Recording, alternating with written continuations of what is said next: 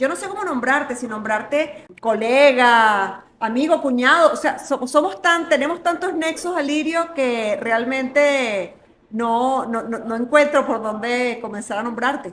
La paciente venezolana que está acostumbrada a ese contacto, ella quiere lo mejor de los dos mundos. Porque ni siquiera que se imaginen afuera tener el celular de su obstetra.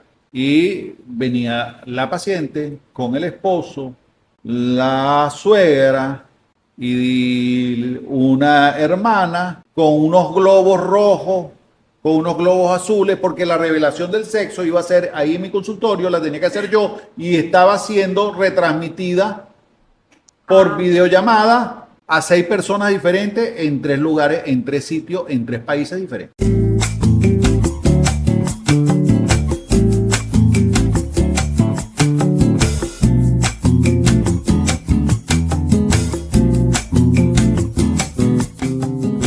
Un gusto estar nuevamente con ustedes en este espacio Par de Dos. Saludos a nuestros queridos patrocinantes, Estudio C1, un estudio de producción audiovisual donde pueden hacer todo lo que se les ocurra para marketing, fotografías, videos.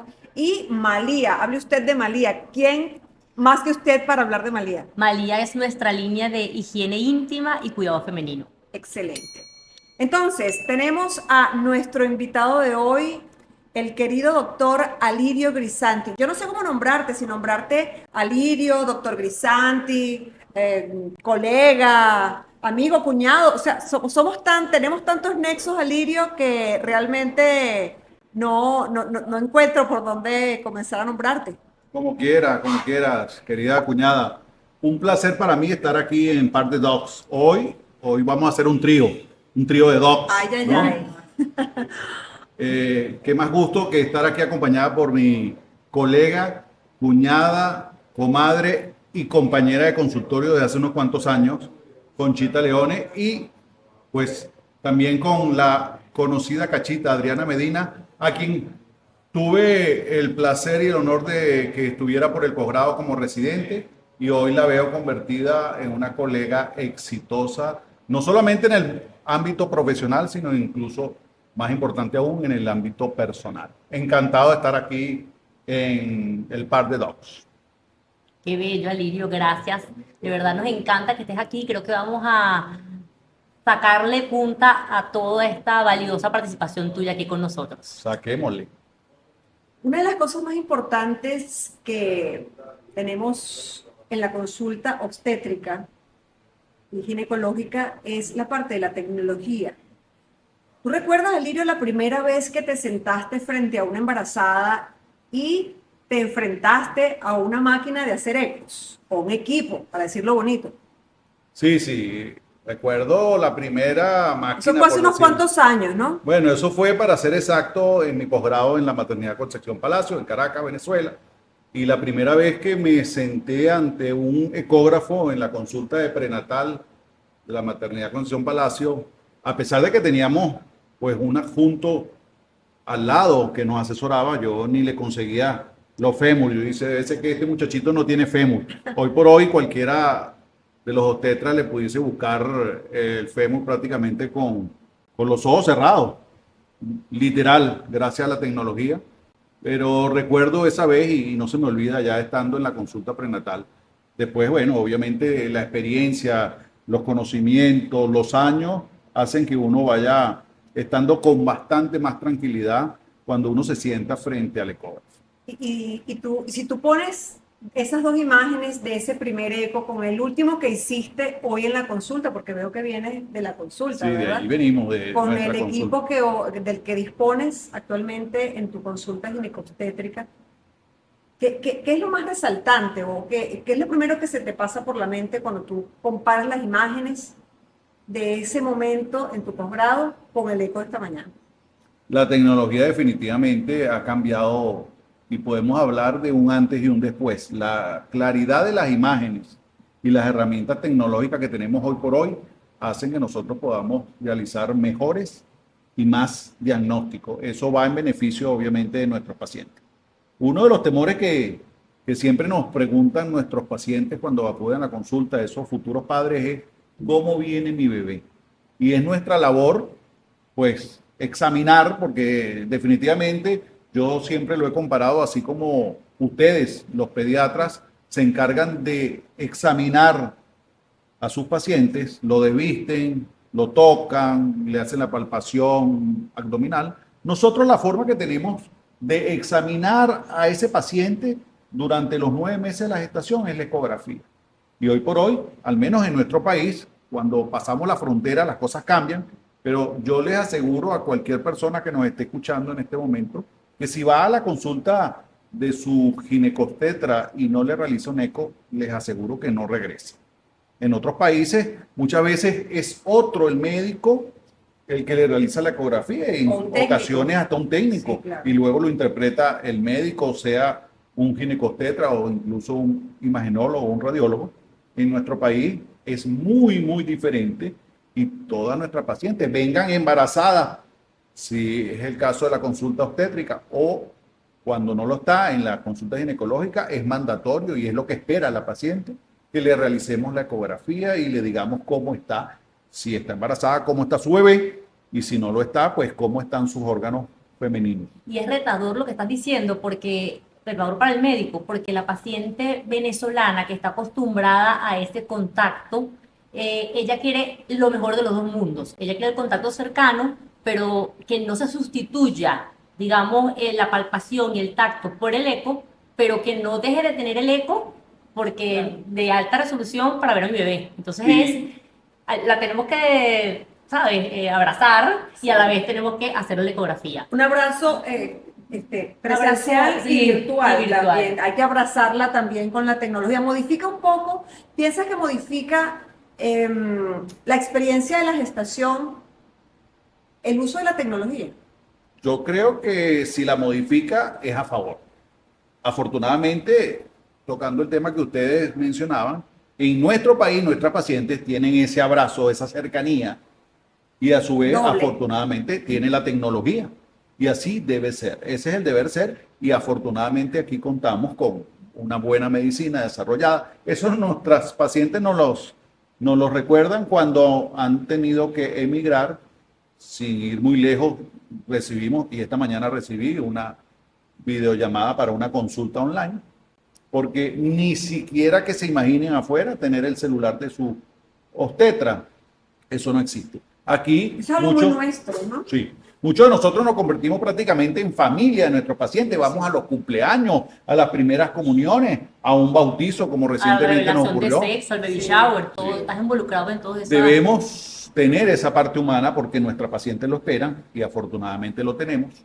Y también tenemos las herramientas tecnológicas que nos ayudan a hacer una mejor medicina. Yo estoy convencido de que la tecnología existe y es beneficiosa. Bien utilizada, es francamente beneficiosa y el balance es positivo. No tengo la menor duda de eso. Definitivamente hay un artículo de una editorial de Yves Bill, que es un francés perinatólogo, que él dice que cómo ha sido la evolución del ultrasonido obstétrico a la obstetricia ultrasonográfica, es decir, cada vez se hace más dependiente la obstetricia del ultrasonido y en general toda la medicina de las imágenes. O sea, si tú puedes ver, ¿cómo tú vas a sustituir algo sin ver? O sea, ciegas. Es increíble. Les repito, ¿cuál es la forma que tenemos nosotros para examinar? Si a ti, Conchita, te lleva una madre a la consulta un bebé o incluso un pacientico en edad escolar y tú desde tu consultorio, sin tocarlo, le colocas tratamiento, así sea efectivo ese tratamiento, yo te aseguro que esa paciente, esa mamá no va a llevar otra vez a su bebé. Está acostumbrado nuestro paciente a que se le toque, a que se le examine, a que tenga ese contacto físico y por supuesto que tenga la confianza suficiente para preguntarte sus dudas, sus inquietudes. Eso nuestros pacientes lo experimentan afuera completamente de manera diametralmente opuesta y aprenden, yo diría, a valorar al médico venezolano. Era difícil antes de que existiera el eco, o sea, la tecnología Bueno, de la ecografía. Me imagino, no soy Habrá que afortunadamente de esa habrá que época. sí, claro, tú estás hablando y yo Pero- me estoy imaginando nuestras tatarabuelas, vamos a decir tatarabuelas, porque si decimos abuela es muy cerca, está poco, ¿verdad? Pero cómo hacían embarazadas, no podían imaginarse ni siquiera lo que venía. Sí, Yo siempre he dicho que los imaginólogos tienen mucha imaginación y sí, creo así es. que ustedes sabrán de eso más que yo, pero porque hacen el estudio. Pero hay que tener una mente bien abierta, pienso, para realmente diagnosticar o afinar en ese arte que significa evaluar todas las rayitas oscuras, claritas que puede haber Sí, sí, en por una supuesto que ecografía, tiene ¿verdad? mucho de imaginar. Hasta ahora, tal vez en algún momento podrá tener la tecnología esa herramienta, pero hasta ahora no es que se van a imaginar quienes nos escuchan que uno realiza la ecografía y sale un papelito donde dice el sexo, donde dice cómo está el bebé. No, uno tiene que ver y de acuerdo a la experiencia y la interpretación de esas imágenes es que uno puede dar un diagnóstico y decirle esa pregunta tan importante de cómo está su bebé. Sí, porque más allá de saber si es masculino o femenino, hay otras cosas. La gente se Más centra tal vez importantes aún, por mucho más supuesto. importante. La gente tal vez se centra mucho en preguntar, y le hago esta pregunta a ambos, ¿verdad? Porque son colegas de ginecología y obstetricia. Pero más allá de que les pregunten el sexo, ¿se interesa realmente la gente por el bienestar? ¿O van mucho por caritas o mucho por la develación del sexo? ¿Esto ha cambiado con el tiempo? Sí ha cambiado un poco. Yo pienso que a pesar de que sin duda una de las interrogantes que ellos o quieren saber o quieren que uno se lo diga a un familiar para poder hacer la revelación del sexo, es precisamente si están esperando un bebé de sexo masculino o femenino. Sin embargo, yo pienso que en los últimos años ha habido una concientización en el sentido de querer saber cómo viene mi bebé. Ya existe el conocimiento de que hay un tipo de ecografía que se le ha llamado ecografía genética, que se hace hacia el final del primer trimestre, entre las 11 y las 13 semanas más 6 días, donde nosotros los obstetras o los médicos perinatólogos pueden ver una serie de detalles en ese feto que le permiten acercarse o alejarse a la posibilidad de un problema cromosómico como el Down. El problema cromosómico más conocido sin duda es el síndrome de Down, pero no es el único. Nosotros podemos tener problemas en todos y cada uno de los 23 pares de cromosomas que tenemos. El ser humano considerado normal tiene 46 cromosomas y cualquier alteración en más o en menos de esa cantidad de cromosomas, lo que se llama el mapa, el cariotipo, pues altera. Y se ha ido tomando conciencia porque se va transmitiendo entre familiares, entre allegados, de que existe un médico perinatólogo que es un subespecialista, así como Adriana, por ejemplo, y que existen unas ecografías a determinada edad estacional que son muy, muy importantes. Eso yo pienso que en los últimos 5 a 10 años se ha ido tomando conciencia y lo vemos en nuestra consulta diaria, afortunadamente. Incluso en los países desarrollados que anteriormente hemos dicho que se hacen mucho menos ecografías que nosotros, que la hacemos en todas las consultas. O sea, nosotros de verdad prácticamente discriminamos del uso de la ecografía. En esos países, anteriormente más se mandaban 2 a la semana 13, 11, 13, como dice el Santi, y después en la semana 20, 22 o 20, 24, o sea, con un rango distinto, pero 2 nada más principal. Ahora va tomando más valor la ecografía también de la semana 33, 32, 34. O sea, cada vez más se están dando cuenta, incluso en países donde la ecografía no era la herramienta principal, que hay que depender de ella, que hay lesiones o patologías que aparecen tardíamente que se beneficiarían con ese uso de esa ecografía en el tercer trimestre. Marcadores, les llaman esos son los Bueno, marcadores. en este caso sería para marcadores de bienestar, marcadores de crecimiento, de un crecimiento adecuado, Claro. Marcadores de crecimiento intrauterino restringido, por ejemplo, preeclampsia. O sea, hay muchas cosas, hipertensión, muchas cosas que nosotros podemos inferir con esa ecografía. Sí, Entonces, se le llaman marcadores porque si bien es cierto puede que no hagan un diagnóstico exacto, pero sí como que marcan Orientan. a ese paciente, orientan y nos dice, mira, busca más. En el caso de la ecografía genética, si hay algún marcador presente, nos dice a nosotros los obstetras, pídele una prueba genética, debemos confirmar o descartar lo que yo estoy viendo en la ecografía. Y pienso que, aparte de tener un diagnóstico acertado de manera prematura, esto nos evita tener sorpresas cuando nazca el bebé. Por supuesto, para por actuar, muchas veces para actuar si se puede, Sí. o para evitar el impacto inicial. Sí, si se puede precisamente- resolver algo, en ese momento se hará, pero Precisamente eso le decimos a nuestros pacientes cuando nos dicen, no, doctor, es que yo no quiero que se le realice una prueba genética a mi bebé porque indistintamente de lo que tenga yo lo voy a tener, yo no voy a interrumpir el embarazo. claro. Sin embargo, a pesar de la conducta que vaya a tomarse, lo que sí es importante es que no es lo mismo tener una sorpresa, como dices tú, a estar preparados para atender a un bebé que tenga algún tipo de problema. Eso E es- incluso es- se puede hacer fisioterapia o estimulación temprana intrauterina que va a ayudar, va a darle más herramientas a ese bebé, por ejemplo, a un bebé con síndrome de Down, a desarrollarse mejor, a adaptarse mejor,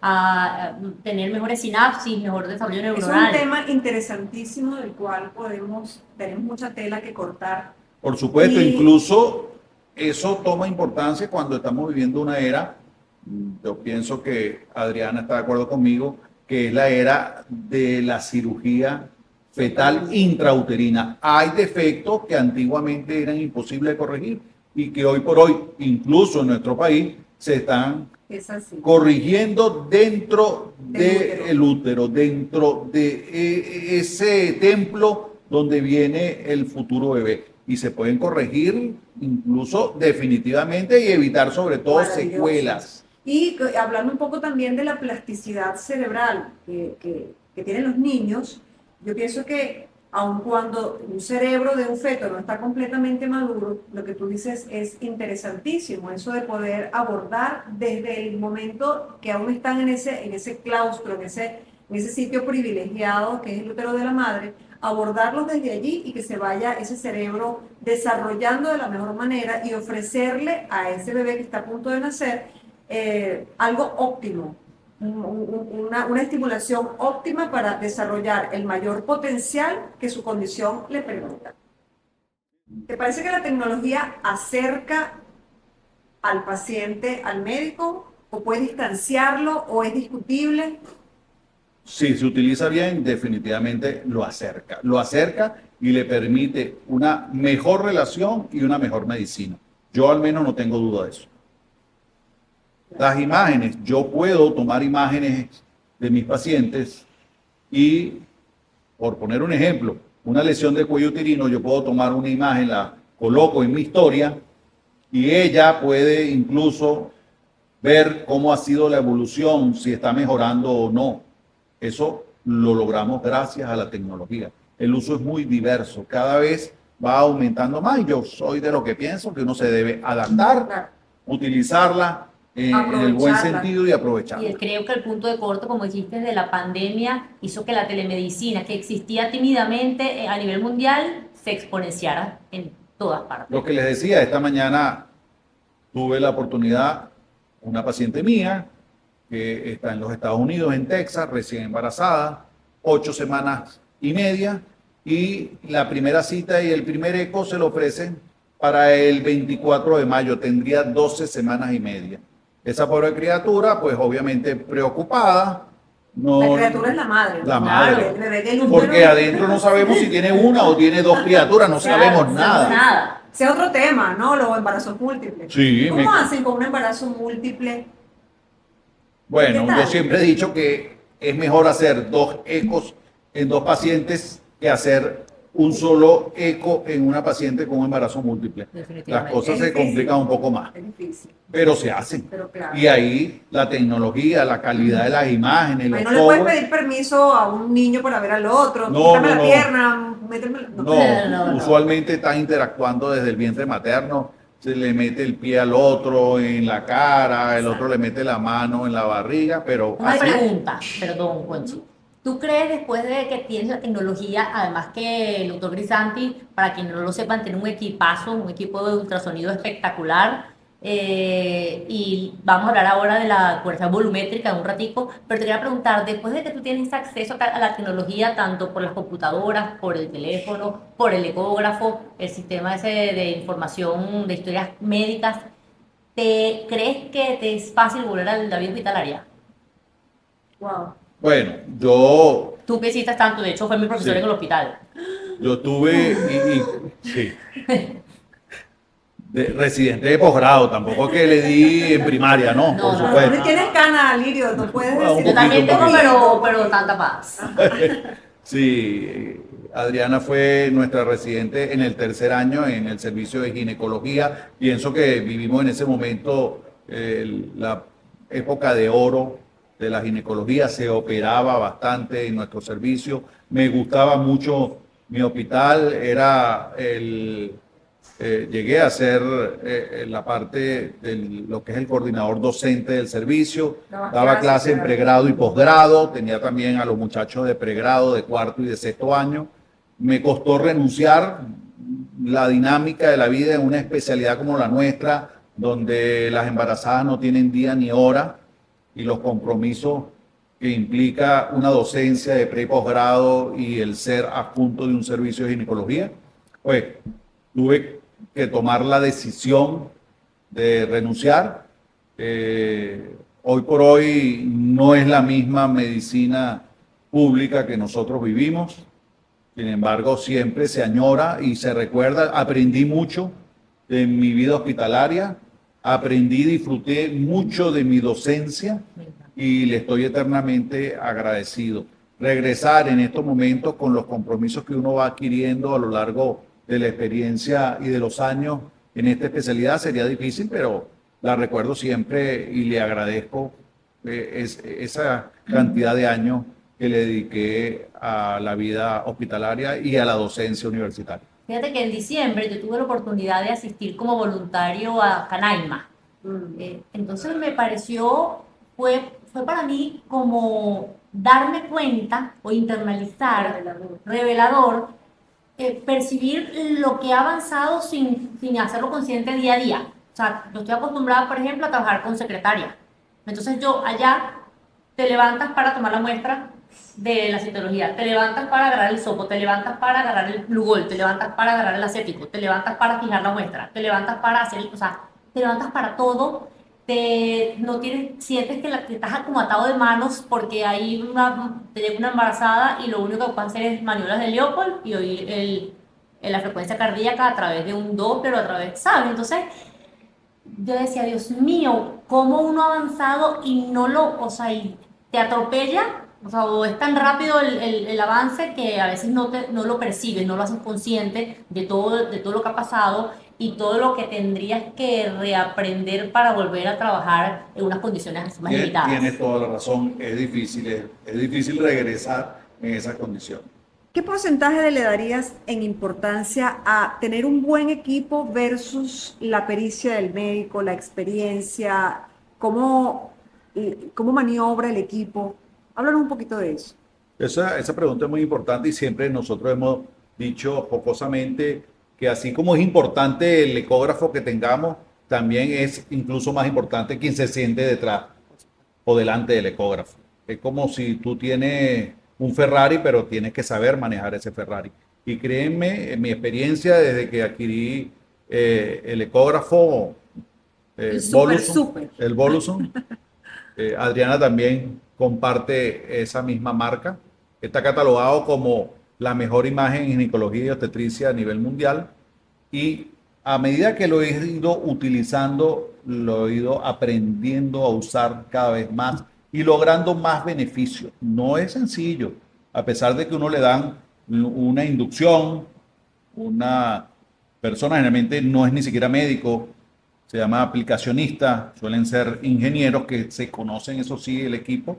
Uno le puede dar cierta inducción, una clase sobre la utilización del ecógrafo. Uno, a medida que lo va utilizando, va aprendiendo cada vez más detalle y definitivamente es importante no solamente el equipo, sino quien esté realizando la ecografía. Esos dos son factores fundamentales. ¿Cuánto le daría? Bueno, vamos a ponerle en el mejor de los casos 50 y 50 y yo creo que definitivamente es más importante, es más importante el ecografista que el ecógrafo. Otra pregunta, quiero que le cuentes a la audiencia, a los escuchas, ¿qué es una ecografía 2D, 3D, 4D, 5D. Doctor, es que vengo a hacer una 5D. Usted tiene 4D, usted tiene ¿Hasta 3D. ¿En qué D? ¿En qué D estamos? Hasta ahora oficialmente estamos en 5D, ya por ahí viene como el 6D. Lo que yo siempre le digo a mi paciente o cuando conversamos sobre ese tema, de dimensiones existe hasta donde yo sepa, hasta la tercera dimensión. La cuarta dimensión no existe. Y si alguien está por allá, bueno, todavía no ha regresado de esa cuarta dimensión. Entonces vamos a explicar rápidamente.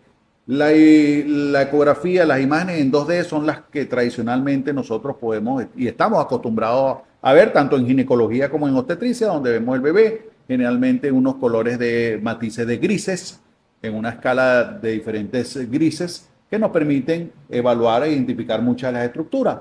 Luego surgió la imagen en tercera dimensión, donde vamos a ver con más precisión, vamos a ver volumen, por eso a este tipo de tecnología se le llama ecografía volumétrica. Vamos a poder apreciar lo que dice Adriana, la profundidad, ya cambian los matices, lo puedo ver en escalas, pero ya no de grises, sino en ese color sepia, y podemos ir cambiando la intensidad de los colores que podemos observar a través del ecógrafo. Luego surgió el 4D.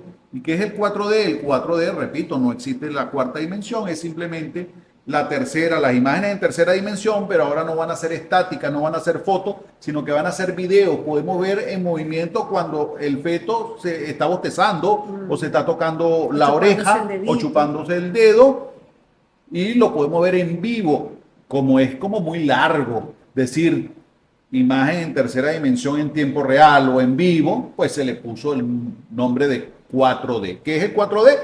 El mismo 3D en vivo. Y luego surgió el 5D. El 5D, que también existe, estático o dinámico, es decir, tipo foto o tipo video. Ya los colores, los matices no son sepia, sino que nos permite un color más parecido a nosotros. Somos más rosados por el color de la sangre y nos permite mucha mayor definición de esas imágenes. Es lo que se llama 5D. Luego, en la medida que vayan aumentando tecnologías que precisen más cada borde, cada detalle, pues la tecnología me imagino que le irá asignando 6D, 7D.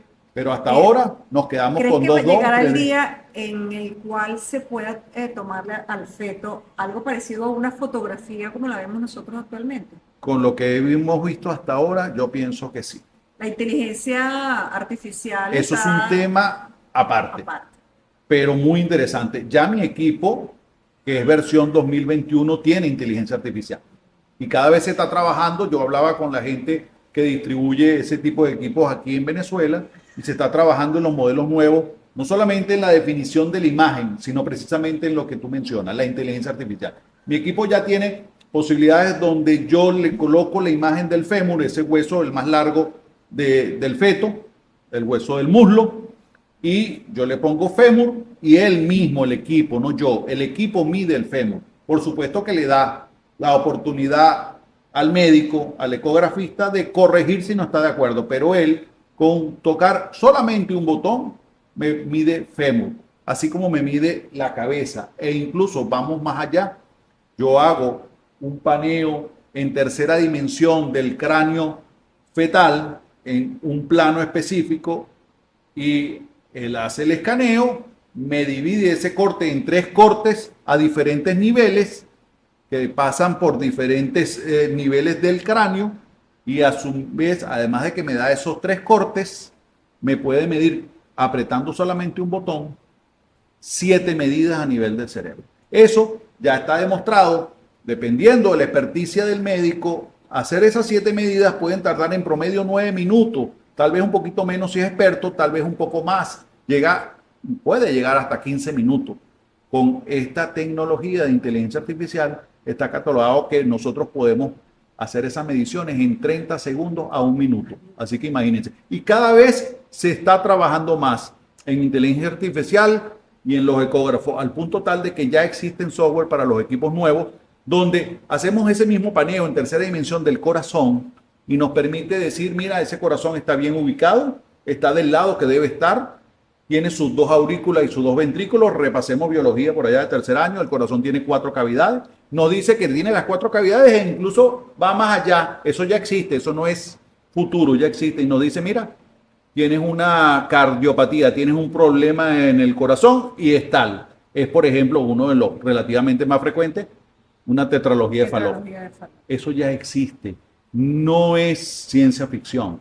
Ya existe. ¿Crees que llegará el día en que se sustituya al médico, no al médico, a la persona que está haciendo la ecografía, Hasta porque ahora, el equipo ande solito? no creo. Hasta ahora No está fácil. alguien tiene que hacer la ecografía y eso, y debemos incluso darle cierta interpretación. Fíjate que te comenté que el equipo hace las mediciones, pero le da la oportunidad al médico que está manejando el ecógrafo a aceptar o corregir esa medida. Definitivamente hasta ahora. Pero eso no es creo. mágico, imagínate hasta para hacer estadística. Sí. Que el equipo de una vez diga a tal edad estacional, estas son las medidas de tantos pacientes que has visto. Solo Sí. la data, el equipo solo lo puede recoger. Te facilita la vida. Y además que hace la inteligencia artificial, va aprendiendo. Y los equipos van aprendiendo de cuáles son los usos. Ya existen listas donde tú las estableces, ya él va aprendiendo el ecógrafo, el aparato de cómo tú trabajas, y entonces dice, epa, ya va, todavía te falta medir el abdomen, no lo has medido, no te me vayas. Y eso, bien utilizado, favorece. Y si no, salimos de la parte ecográfica, lo que hasta no hace mucho, tal vez hace unos 7, máximo 10 años, era ciencia ficción. Ya existe la técnica a nivel de laboratorio para detectar ADN fetal a partir tan temprano como de las 10 semanas. Quiere decir que una paciente que esté embarazada y que tenga tan solo 10 semanas de embarazo, se creía hasta no hace mucho que ahí no circulaba sangre del feto, no, pues ya era algo más bien de tecnología. Sí existía ADN fetal que se ha demostrado que no viene como tal del feto, sino de la placenta, pero esa placenta pertenece a ese feto. Si una paciente tiene 5 embarazos, va a tener 5 bebés diferentes y 5 placentas diferentes. Y puede detectar, incluso llegar a detectar información sobre la parte genética de ese feto que tan solo tiene 10 semanas. Imagínate lo que ya existe, y no desde el año pasado, existe ya en este país desde hace más de 7 años. La tecnología está. Depende de cada quien si la acepta y la utiliza bien. Ahora, o si la rechaza. Otra pregunta importante, ya que hemos escuchado tantos avances, tantos usos, ¿es muy costosa es muy costoso el acceso a disfrutar de esa tecnología o no es tan diferente de lo que puede costar otro tipo de exámenes con equipos menos sofisticados? Sí tiene su costo, no lo podemos negar. Afortunadamente nosotros los médicos venezolanos, de una u otra manera, yo digo que nos sacrificamos porque el ecógrafo, siempre he insistido, el ecógrafo no es un negocio redondo. Yo le doy lo que uno invierte en un ecógrafo, no es solamente en el que tengo, sino en los anteriores que haya podido comprar. Yo se lo doy a un comerciante y yo le aseguro que él en menos de 3 meses está recuperando la inversión. Nosotros no, tendríamos que hacer ecografía desde las 7 de la mañana hasta las 7 de la noche o darle nuestro ecógrafo, que no lo vamos a hacer, a 10 personas para que lo utilicen a diestra y siniestra y se esté utilizando 14 a 16 horas al día para recuperar. No es un negocio, es una herramienta para nosotros de trabajo. Y como nosotros trabajamos con eso, queremos trabajar con lo mejor y hacemos inversiones que no se las cobramos directamente al paciente. Y en definitiva, la prevención es ahorro. Sí, eso es una... Prevenir o diagnosticar a tiempo algo que no venga bien puede implicar mucho ahorro a futuro, entonces... Bueno, te contestaría con el eslogan que yo tengo en el programa de radio que tengo hace más de un año, los viernes a las 2 de la tarde, y uno de los eslogans es precisamente prevención es salud. Prevención. Quería también, que no se nos acabe el tiempo, sin hablar un poquito de la parte emocional de esas ecografías volumétricas, de ese vínculo que puedes crear, que pasó aquí en Venezuela, nosotros los dejamos que entre el papá, la abuelita, el hermanito. Yo creo que eso es bien... Es que ni en el COVID nos volvimos tan restrictivos, que era el deber ser, pero eso está metido en la parte más profunda de la mente y del cerebro del venezolano, y a veces va la abuelita, va la cuñada, a veces sí hay que restringir. Sí, definitivamente, y hay estudios que lo demuestran, estudios científicos que demuestran que la ecografía, especialmente la ecografía volumétrica, sirve para mejorar esa relación emocional que existe entre esos futuros padres y el feto que lleva la madre en su vientre. El lograr conocer, ver lo más parecido a la realidad y el entender las imágenes está ya demostrado que sí tiene una importancia de mejorar ese switch emocional que existe entre los padres y su futuro hijo. Tengo una anécdota de una mamá que quería dar en adopción, pero primero quería abortar. Y llegó a una fundación Provida, en donde le dijeron que mejor, que si no quería tener a su bebé al final, entonces podía tener la opción de la adopción. Y me pidieron el favor de que le hiciera una ecografía volumétrica para pues, a ver si ese vínculo se hacía, se creaba.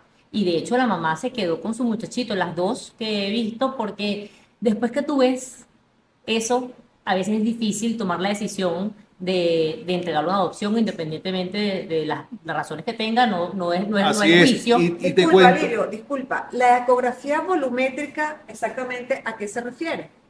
se refiere a esa imagen en tercera 3D, dimensión 4D, 5D. que se le ha dado 3D, 4D. En Se líneas llama generales, como estamos evaluando, Tampoco ya lo no sabía. imagen como tal, sino volumen, se le llama ecografía volumétrica. Es, digamos, el término general para el 3D, 4D y 5D y los D que vengan. Y los de qué Y ven. les cuento una anécdota, una de las más emocionantes en ese sentido que he tenido.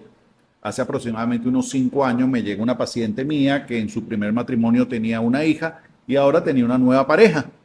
Tenía 7 semanas de embarazo para ese entonces y yo estoy haciendo la ecografía incluso normal, en 2D. Y cuando yo coloco la frecuencia cardíaca y se ve y se escucha, Sí. de repente yo veo que la paciente está un poco como riéndose y volteo hacia atrás y está el esposo, un tipo de aproximadamente 1,85 y 120 kilos, de tez afroamericana, y lo veo llorando. Sí. Eso realmente era su primer hijo y del tiro casi que yo me pongo a llorar. Esas emociones intensas se logran gracias a la ecografía, gracias a esa tecnología. Por lo tanto, anécdotas van a seguir existiendo. Eso es lo más cercano que pueden sentirse esos padres de su futuro hijo. Se acabó el factor sorpresa con esto de la revelación del sexo. ¿Cómo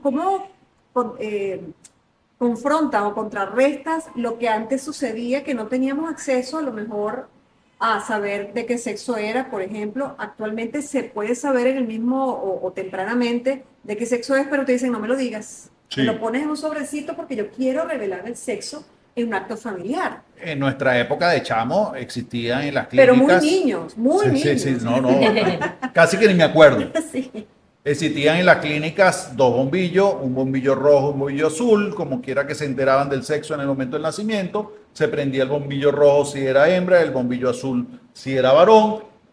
Y hay una clínica incluso en la cual a veces tengo la oportunidad de operar que los ha mantenido, no los utiliza por supuesto, pero A menos sí, que el padre lo solicite. No, yo creo que estaban en desuso, pues, se quedaron quedó ahí. como Ajá. recuerdo. Exacto. Sin embargo, estamos en la época de la revelación del sexo, Sí. del famoso gender reveal, donde nos puede poner en aprieto. Sin embargo, yo trato de relajarme, en eso soy muy sincero. Generalmente en esa ecografía genética que mencionaba, alrededor de las 13 semanas, suele verse, gracias a los ecógrafos actuales de las imágenes, logra verse el sexo en la inmensa mayoría de los casos. Si no se logra detallar con precisión, yo en eso soy muy sincero. Venga, la Le digo- semana que viene. Venga Sí. la semana que viene. No se vio bien, no hay gender reveal. Este fin de semana no hay gender reveal. Y tú comentabas algo también curioso, que actualmente en las consultas son muy nutridas. En esa consulta quiere entrar mucha gente. O sea, ¿cómo manejan? Quiere entrar mi hijo o mis 2 hijos, mi esposo, mi mamá, la suegra, la mascota, no sé. ¿Cómo, o sea, eso es... Bueno, sí, así en ocasiones, y en ese sentido recuerdo una anécdota de este año. cuando va a pasar la próxima paciente, mi secretaria, yo le veo que se ríe. Y yo le digo, ¿de qué te ríes, Yasmín? Ya se da cuenta. Y venía la paciente con el esposo, la suegra y una hermana con unos globos rojos, con unos globos azules, porque la revelación del sexo iba a ser ahí en mi consultorio, la tenía que hacer yo, y estaba siendo retransmitida por videollamada a 6 personas diferentes en 3 lugares, en 3 sitios, en 3 países diferentes. Y así fue. Entonces de eso es que se reía. A veces tenemos que poner cierto límite. Por supuesto, conservar y saber que es una consulta médica donde debe darle prioridad a la parte científica de la evaluación de ese efecto. Tampoco es que es un acontecimiento social. Hay que tener cierto... Una vez tú, comentando en confianza, hablabas de algo bien importante, que en obstetricia, por lo general, uno espera que todo salga bien. Sí. Eso me lo decía mi jefe de la consulta prenatal en el posgrado. Nos decía siempre, ustedes están en una especialidad donde se tienen que cuidar mucho porque en la obstetricia todo el mundo espera que todo salga bien porque normalmente sale bien. Si en ese momento pues se hace un acto médico, tú lo acabas de decir. Claro. Entonces, de ahí a que cuando uno tiene que darle una mala noticia, pega más. Por ejemplo, el traumatólogo, bueno, gracias.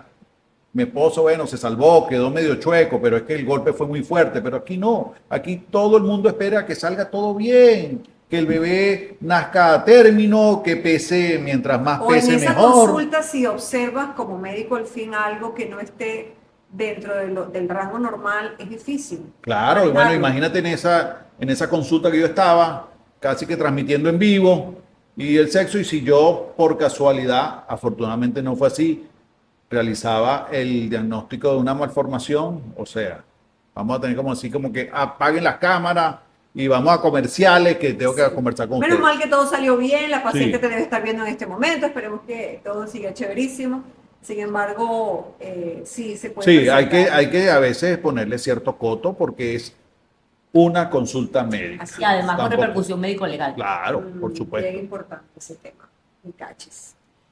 Qué interesante ha sido esta entrevista contigo, a pesar de que de la cercanía con el doctor Alirio, uno aprende todos los días un poquito más.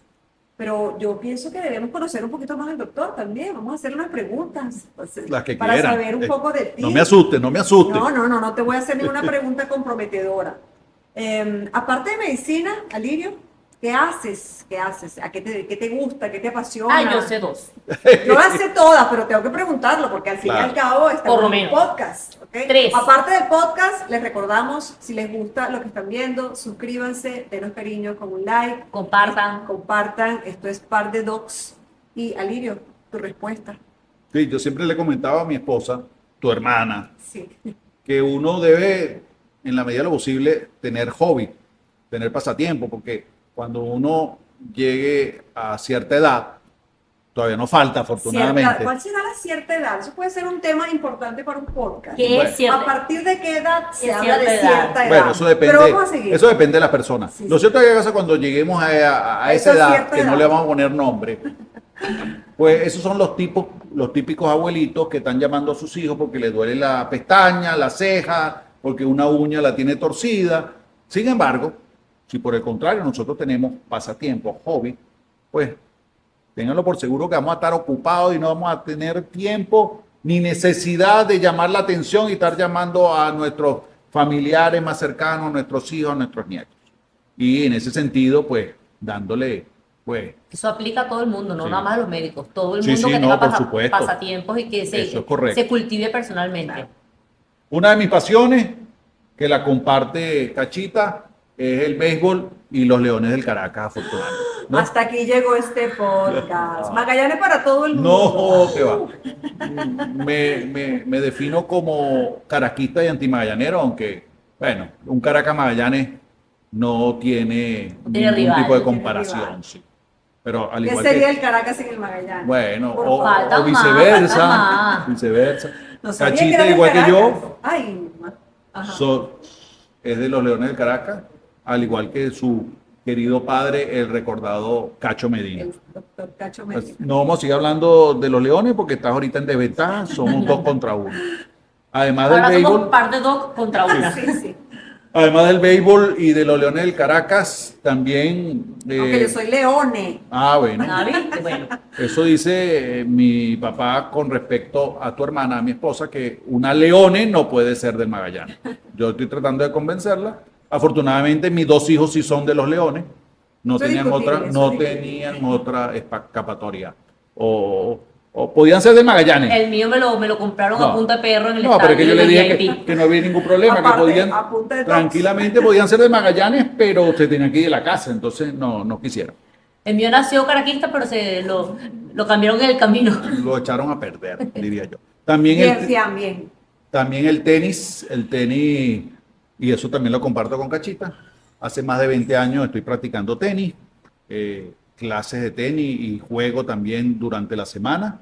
Juego por lo menos en unas 3 o 4 oportunidades y realmente me apasiona jugarlo y verlo. Mi jugador preferido, Roger Federer. Acaba También- de retirarse, ¿no? Acaba de... Sí, se retiró ya hace hace un poco. tiempo. Bueno, vienen las generaciones. El tenis va cambiando cada vez más rápido, pero también lo practico y lo disfruto. Igualmente, unos años para acá, aproximadamente desde el 2015, diría yo, aproximadamente, practico el ciclismo. Excelente actividad aeróbica.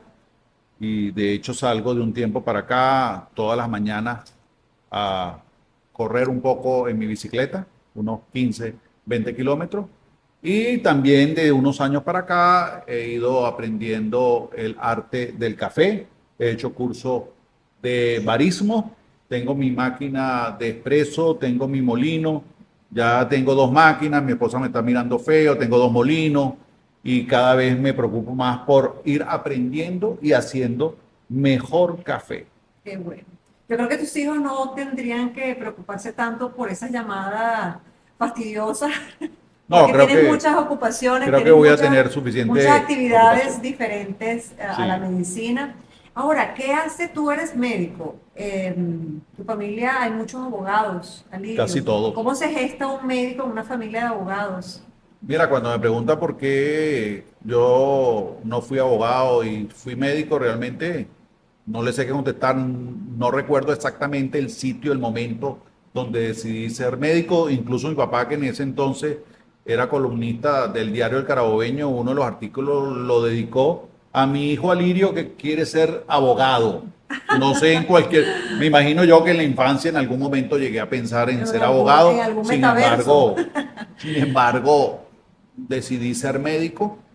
Afortunadamente Una para tus anécdota pacientes. en ese Ajá. sentido, yo estudié en un colegio de curas en el Don Bosco, un colegio salesiano, y en tercer año a uno les hacían unos test vocacionales. Venía un cura que era psicólogo de Caracas y le hacía una serie de test escritos, pero al final terminaba con una entrevista y en los test vocacionales decían 3 profesiones que uno escogía.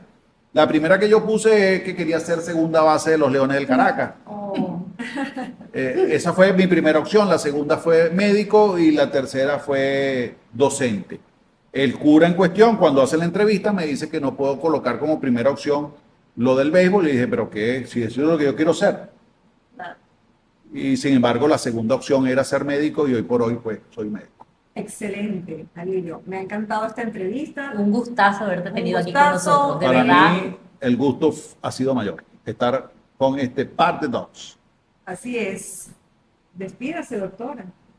No me queda nada, Conchi. No te queda nos nada. queda nada que decir. Aquí está todo dicho. Bueno. Aprovechamos esos minutos y escudriñamos al doctor Grisanti. Hablamos mucho Gracias, de la tecnología, que era la finalidad de esta entrevista, básicamente, saber qué es lo nuevo, qué es lo que nos ocupa. Te agradezco, Alirio, el tiempo y tu dedicación. Esto ha sido Par de Dos. Vamos a despedirnos, no sin antes recordarles que nuestros queridos patrocinantes, Estudio C1, un estudio divino audiovisual para las producciones audiovisuales, fotografías, videos. A mí me encanta su eslogan, un lienzo en blanco para crear. Un Déjame que lo lienzo- diga porque me dígalo, encanta. dígalo, doctora. Un lienzo en blanco para Sí, crear. tienen este sinfín maravilloso y realmente la atención muy buena. Y tus queridos productos, mi querida Producto de doctora. Malía, de Malía. cuidado íntimo e Esos son higiene nue- femenina. Higiene femenina, importantísimo. Se les quiere, suscríbanse si les gusta. Hasta la próxima. Denos Y cariño. detrás de cámara, el Super Randall One. Randall, pronto te presentaremos por acá. Hasta pronto. Esto ha sido Par de dos.